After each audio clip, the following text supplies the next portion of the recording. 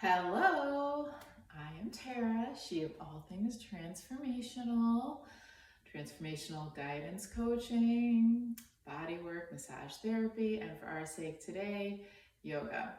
And what I wanted to talk about today was I wanted to talk about being on the vertical axis as a being, an organism that lives on 2 feet. It is not easy on a planet with gravity.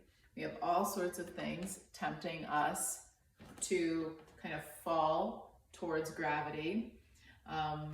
One of which is the sheer mass of our body wants to, kind of go down.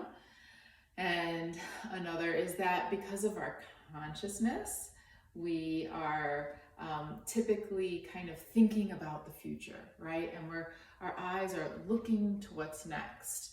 And so that is a projection that brings a lot of people into a kind of a forward movement in their body. And then there could be some skeletal imbalances or perhaps genetic propensities or something like this. Also, there's scoliosis issues in a lot of people, probably more than is diagnosed. And a lot of that scoliosis is a result of lifestyle. A lot of the reasons that we might fall into kind of less productive postural habits might be, of course, we sit a lot, right? In Western culture, at least, we sit a lot. We sit at our desks, we drive our cars sitting, we sit to relax, all of this, right? We do spend a lot of time in cars, and these are very tempting to the physical body to start to round forward in the shoulders, to round in the upper back and such. So sometimes we might notice postural issues that have this kind of, problem going on. You might notice postural issues that have that kind of problem. You might notice postural issues where a person's weight is more on the front of their feet and they have a little bit of a pinch in the low back. You might notice something where somebody kind of sticks the fanny out, lifts the chest, but there's a shortening here and a pinch in the lumbar. These are just different possibilities. And so what I think one of the biggest aims of the physical yoga asana practice is to help us create functionality in this body for longevity, and so that we have clarity about what the organism is needing for optimal function. And so a great starting place for that is mountain pose and Tadasana, because that is the sort of base foundational pose that we can not only help ourselves to reestablish our own posture through muscle memory, but also a mental awareness of where our body is in space. And also, Tadasana is somewhere in all the poses, even in the poses that don't look like there's any resemblance of mountain pose, it's somewhere in there. And so having a really great foundational, physiological, somatic understanding of mountain pose in our body helps us in numerous ways. Plus, it's a very calming pose. So all you're going to need today for today's practice are 2 yoga blocks.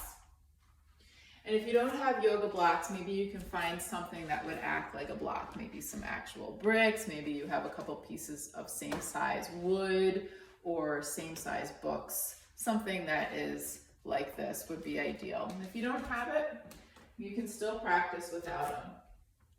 Okay, so we're going to start in mountain pose. So what I'm going to invite you to do is bring your feet to be parallel and hip width apart. And let me explain what I define hip width apart as. So with my feet parallel, I take a look at the space between my second and third toe and trace it to the middle of my ankle, to the middle of my knee, and then I bring it up to these bones in the front of my hips that kind of stick forward. So you can bring your fingertips to these bones in the front that poke forward a little bit and kind of trace those down and see if they more or less line up with the center of your feet. So let's not call the outside of our hip hip width apart. That's flesh, and that is the outside, the most lateral edge of your pelvic bones with flesh. So let's call these two bones here, your ASIS, let's call that hip width apart. So bringing the feet to be parallel, hip width apart. You can bring your arms to open up, palms in front of you. And I love to engage the back of the hands because we live in a culture right now, right? Like we're on our phones, we're doing this, we're typing, we're holding things. So sometimes our hands forget how to really energize and open up. So open up the hands dynamically. And then you're going to lift your toes and let your weight rock onto your heels. And you might feel a little awkward. That would not be unusual. It's okay to feel a little awkward in that position. And from there, you're going to drop your chin. Exhale, let the jaw relax, let the eyes relax. You don't have to let the lips part necessarily, but maybe try to soften the way they touch each other. And as the chin drops, feel the back of your head slide up. And you're going to take a couple breaths here and memorize how this feels. You might feel a little bit of engagement in the front of your thighs at the quadriceps. You might feel a little engagement in the abdomen, certainly in the back of the arms at the triceps, and maybe in your back muscles. And I'm just going to turn to the side so you can see what the profile of this position looks like when I have my weight on my heels a little bit more. You can see that that really brings me into my plumb line. Whereas if I lower the toes and don't make that adjustment first, I might have a little bit more weight on the front of the feet and that'll pitch me forward. So if you do pitch forward when you lower your toes, just try coming back, lifting the toes, come back into Tadasana that way. And then you can lower the toes, but maintain the rest of the structure where it is in space. And this is a beautiful thing to play with a few times. And honestly, with your breath and your presence, this in and of itself could be a mini meditation.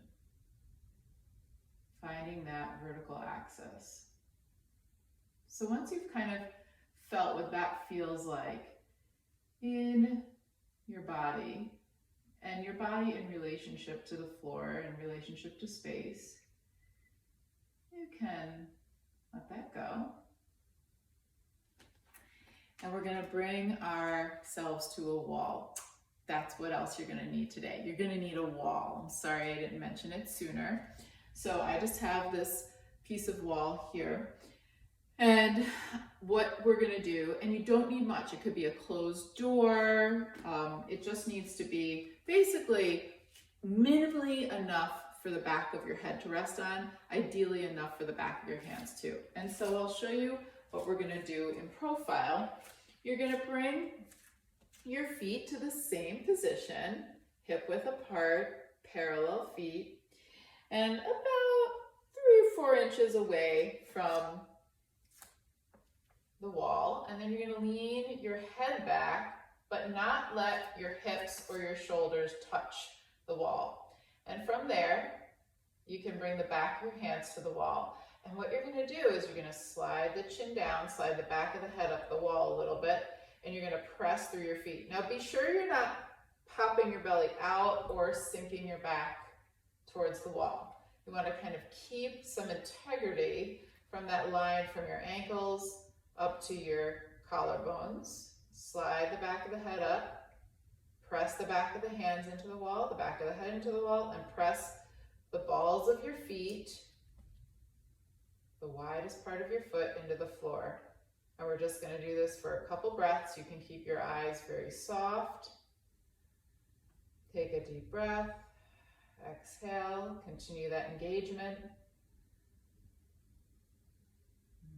Maybe one more deep breath. And then on your next exhalation, you can let yourself float away from the wall. And you should land in a very easeful Tadasana. You might even feel a little light in your head. That's great. So just take this in for a breath or two. And these poses are sort of your foundational. Come back and reassess yourself through these poses over and over again. Okay? So next we're going to explore our downward dog using the wall. And I'm just going to adjust the angle of my camera. And sorry, I'm just, this is really good yoga, but like very basic filming. So forgive me that I'm actually, not going to even bother editing this out. But I'm going to adjust the angle of my camera so that you can kind of see the view here a little differently. Okay. So what we're gonna do here is we're gonna bring our arms up the wall, okay? And notice that I have my hands wider than my shoulders, and I'm using my hands and really spreading my fingers on the wall, making suction cups. I wanna create a root through these hands.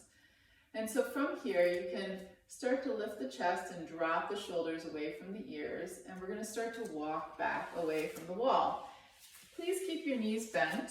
And notice that I'm keeping the relationship from my head to my tail more or less as it was when I was standing in Tadasana. So meaning length from the top of my head all the way down to the tail, and I'm keeping the knees bent. You might need your knees bent more, maybe less, depending on your hamstring flexibility. You can stay up higher with the hands. You don't have to come down as far. You could just be like this. We're going to call this a version of downward dog today. Keeping wonderful length through the spine and through the front of the body. So we're not going to round the spine and shorten the front of the body, feeling the chest bone lift up. Please try to rather flip your tailbone up and back a little bit, as if somebody's holding your hips and pulling your hips back, but your hands are kind of like almost glued to the wall. Please try not to let the elbows bend. So if you need to create more space for your shoulders, why don't you try widening the hands away from each other more? So we're going to call this downward dog, and we're going to take a couple breaths here, allowing the armpits to open, the side ribs to lengthen, and the front of the body to maintain the same open quality that it had in the Tadasana mountain pose. And then we can step back up, come facing the wall, and you might even use your fingertips on the wall to just ever so slightly reestablish that plumb line with the weight on your heels, and then come into Tadasana for a moment and just digest that experience. Deep breath, exhale, good. Okay, so next we're going to use the blocks against the wall. And so here's what you're going to do. And I'm going to adjust this camera angle again a little bit. Okay, good. Okay, so I'm going to take the blocks and just place them against the wall.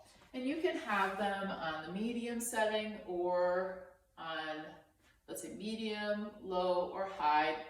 Probably high isn't going to work. I'd say maybe medium is the best.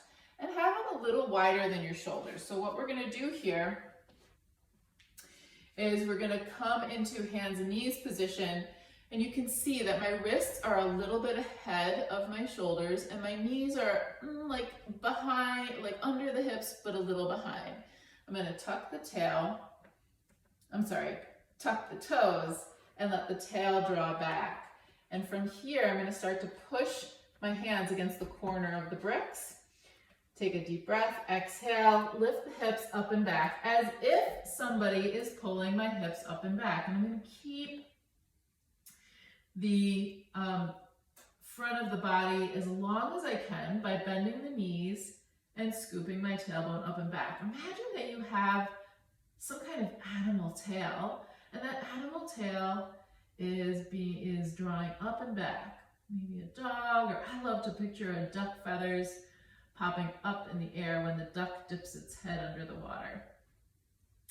From here, see if you can externally rotate your upper arms so that the soft part of your elbow tries to face up towards the ceiling. It might not actually face up towards the ceiling, that's not a problem, but just attempt to bring a little external rotation into the upper arms.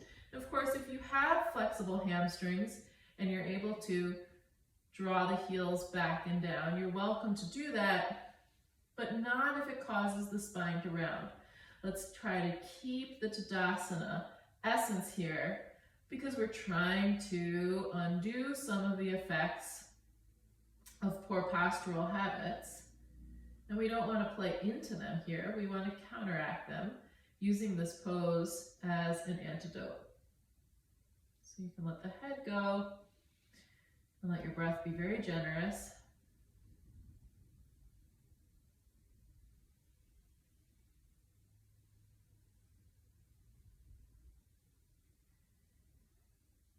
And then you can walk the feet forward, coming into a forward fold, Uttanasana. Let the head drop down, feet are parallel, hip width apart. Try not to let the inner knees knock towards each other. You're welcome to dangle the arms or cross the arms and dangle them. And again, we're going to imagine that we have an animal tail reaching up and back. And you're going to make sure that your inner knees don't knock together. So root really well across the ball of the foot, but make sure that the inner knees are drawing apart a little bit if you have a tendency for them to knock together. And I have enough bend in my knees, and I encourage you to as well, that you rest your belly, bottom, front ribs on your thighs a little. So maybe you have quite a bit of bend, maybe it's just a little, or maybe you're flexible in the hamstrings and you can straighten the legs. That's up to your body, not up to what you think the pose should look like, but up to your body. Reestablish the hands in the blocks. Walk the feet back to a plank pose this time. So you can have your shoulders over your wrists, and you can be on knees if you need to. One line from the top of your skull to your heels, and then we're going to bend the knees, scoop the hips up and back, and come into a second Adho Mukha Svanasana, downward dog. Scoop those hips up and back, and you decide how much bend you need in your knees. Most people need some bend in their knees. So at least try with the bend first, even if you've done a lot of yoga. And then play around and see if you straighten your knees, can you maintain that length in the front of your body? Can you maintain that Tadasana-like position? If you want to take the blocks out, you can take the blocks out. Place the hands on the floor. I usually have my hands a little wider than my shoulders with a little bit of turnout, and I make suction cups with my hands on the floor. So big rooting energy through the hands. Slight external rotation of the upper arms. Good. And then you can walk the feet forward. Come into that Uttanasana forward fold. Whatever amount of bend you require in your knees, could be a lot, could be a little, could be very little, or maybe none. And you're going to let the top of your head drop, let the jaw go. And then you're going to shrug your shoulder blades together, draw your elbows towards the ceiling, lift your head up to look at the wall in front of you, press down through your feet, and come into your Tadasana. So reestablish that plumb line with the weight on the heels and digest this experience.